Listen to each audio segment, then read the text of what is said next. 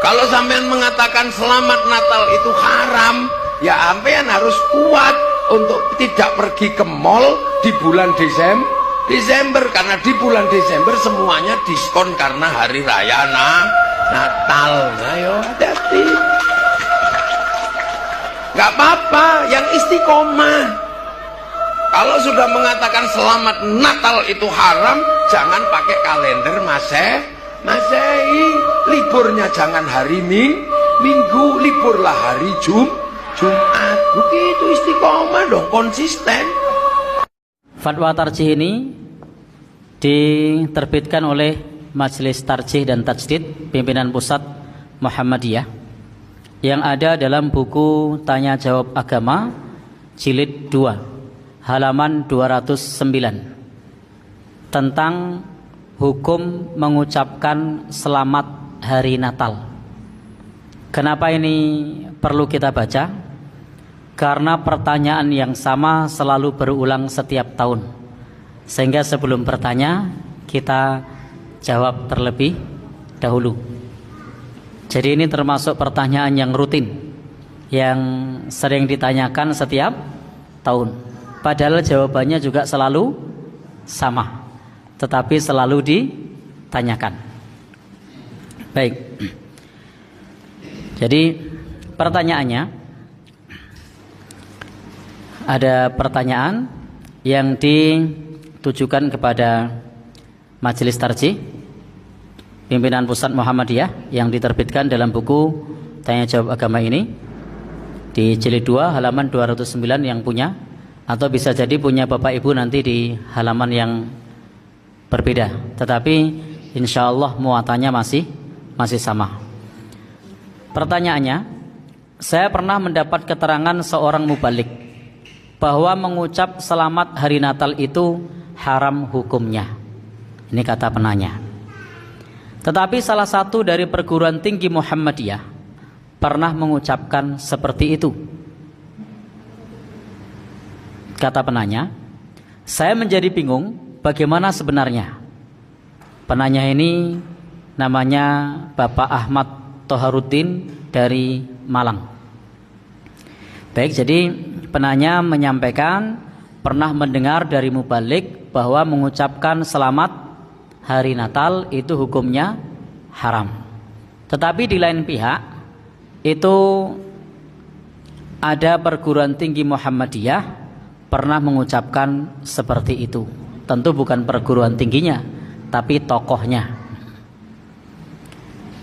Maka penanya ini bingung bagaimana sebenarnya. Jadi bagaimana sebenarnya? Baik, jawaban dari Majelis Tarjih untuk memberi jawaban terhadap pertanyaan saudara, baiklah, disampaikan di sini fatwa Majelis Ulama Indonesia tentang perayaan Natal bersama dengan beberapa pertimbangan. Yang pertama,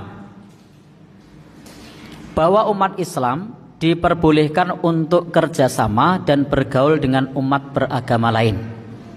Jadi kalau untuk bekerja sama dengan umat beragama lain itu hukumnya boleh. Tentu dalam masalah-masalah yang terkait dengan keduniaan. Hal ini didasarkan kepada firman Allah Subhanahu wa taala di dalam surah Al-Mumtahanah ayat 8, bahwa kita sebagai umat Islam tidak dilarang ang tabarruhum wa tuqsitu ilaihim. Kita tidak dilarang berbuat baik kepada mereka dan berbuat adil. Demikian pula di dalam surah Luqman ketika menjelaskan seorang anak yang orang tuanya belum masuk Islam. Di situ disebutkan wa sahibhuma fid dunya ma'rufa. Pergaulilah mereka berdua dengan pergaulan yang baik. Jadi poin pertama, kita umat Islam boleh bekerja sama dan bergaul dengan umat beragama lain dalam masalah yang berhubungan dengan keduniaan. Yang kedua, bahwa umat Islam tidak boleh mencampur adukkan agama dengan akidah dan peribadatan agama lain. Jadi menurut fatwa tarjih di sini, umat Islam tidak boleh mencampur adukkan agama dengan akidah dan peribadatan agama lain. Hal ini didasarkan kepada firman Allah yang terdapat dalam surat Al-Kafirun. Sudah sangat tegas di situ bahwa hubungan kita dengan umat beragama lain yang terkait dengan akidah, yang terkait dengan ibadah, maka sikap kita adalah lakum dinukum waliyadin. Bagimu agamamu, bagiku agamaku. Baik. Jadi jelas kalau berhubungan dengan masalah agama, akidah dan ibadah, sikap kita kepada umat beragama lain adalah lakum dinukum waliyadin. Bagimu agamamu, bagiku agamaku. Tidak mencampur adukkan akidah kita, agama kita, ibadah kita dengan ibadah umat beragama lain. Yang ketiga, bahwa umat Islam harus mengakui kenabian dan kerasulan Nabi Isa Al-Masih Ibnu Maryam, sebagaimana bahwa dalam hal ini didasarkan di dalam surah Maryam ayat 30 sampai 32, surat Al-Maidah 75 dan surat Al-Baqarah ayat 285,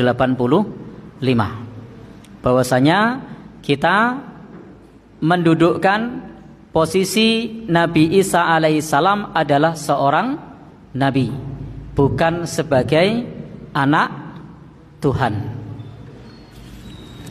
Yang keempat, masih menurut fatwa tarjih,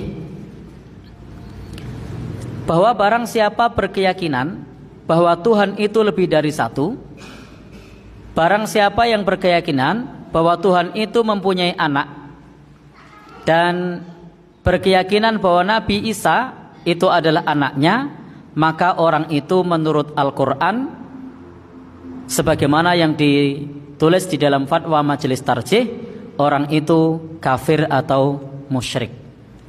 Jadi menurut fatwa majelis tarjih, ketika meyakini Tuhan itu lebih dari satu, atau meyakini Tuhan itu punya anak, atau meyakini Nabi Isa adalah anak Tuhan, maka itu termasuk bentuk kekufuran dan kesyirikan.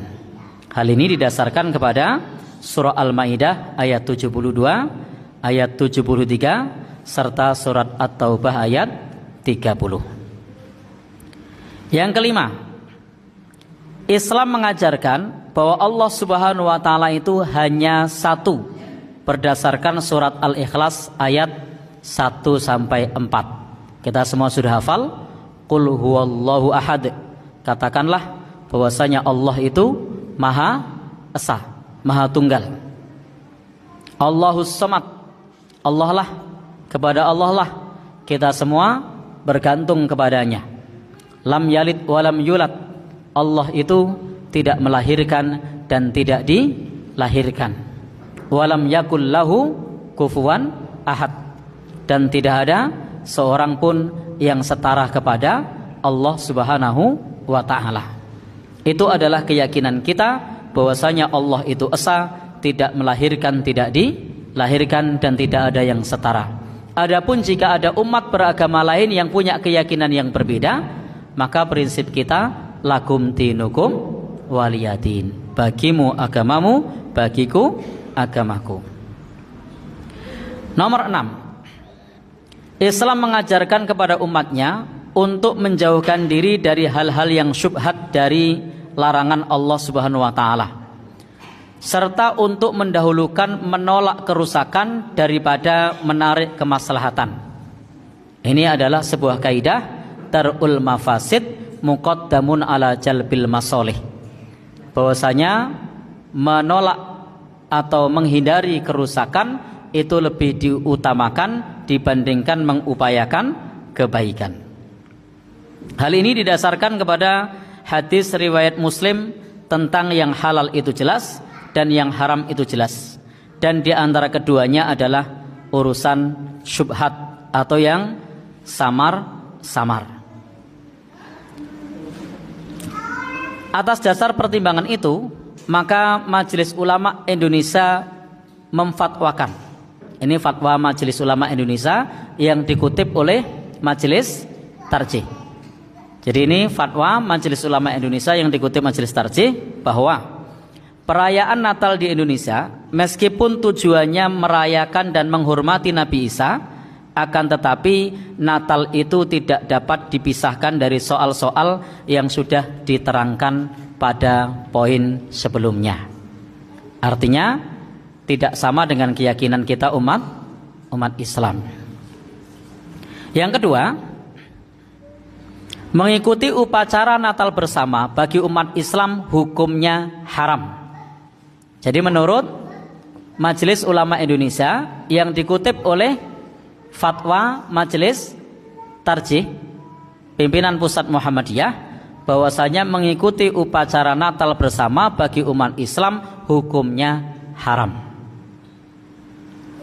Yang ketiga atau C, agar umat Islam tidak terjerumus kepada syubhat dan larangan Allah Subhanahu wa taala, dianjurkan untuk tidak mengikuti kegiatan-kegiatan perayaan Natal. Lalu bagaimana kesimpulan dari Majelis Tarjih? Majelis Tarjih menyimpulkan dari fatwa itu, khususnya poin B, bahwa mengikuti perayaan Natal haram hukumnya, sedangkan mengucapkan selamat hari Natal dapat digolongkan pada fatwa poin C, sesuatu yang dianjurkan untuk tidak dilakukan. Baik, jadi ini kesimpulan dari fatwa Majelis Tarjih dan Tajdid pimpinan pusat Muhammadiyah. Fatwanya sudah jelas. Nah, itu terdapat dalam buku Tanya Jawab Agama halaman 209 dan 210 jilid 2. Baik, saya ulangi kesimpulannya.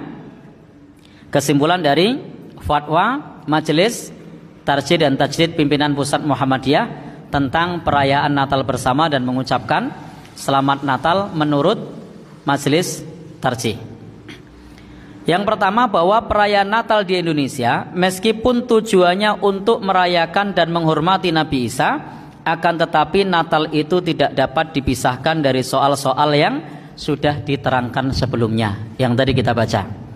Artinya bahwa keyakinan kita tentang Nabi Isa berbeda dengan keyakinan umat lain tentang Nabi Isa.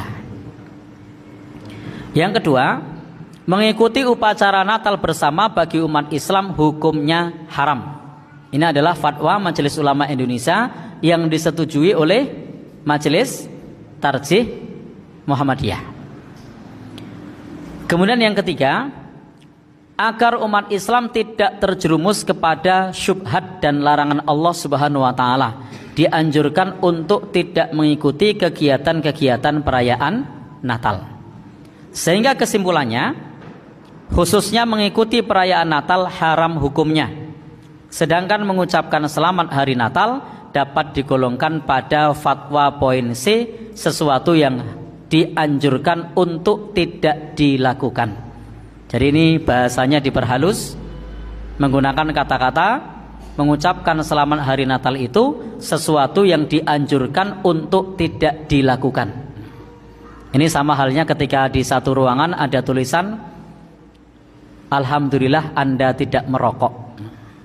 Itu kata-katanya diperhalus. Tapi hakikatnya sama enggak di situ? Sama. Maka di sini disebutkan sesuatu yang dianjurkan untuk tidak dilakukan.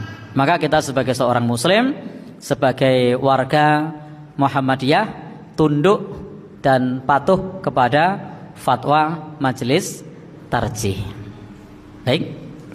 Ini sekedar kutipan fatwa. Nanti bagi teman-teman yang pengen memperdalam lagi, ingin membaca lagi, bisa dibaca di jilid 2 halaman 209 dan 210. Semoga Allah Subhanahu wa taala memberikan kita kepahaman. Terima kasih yang sudah menonton channel ini. Jangan lupa subscribe, like dan komen. Assalamualaikum warahmatullahi wabarakatuh.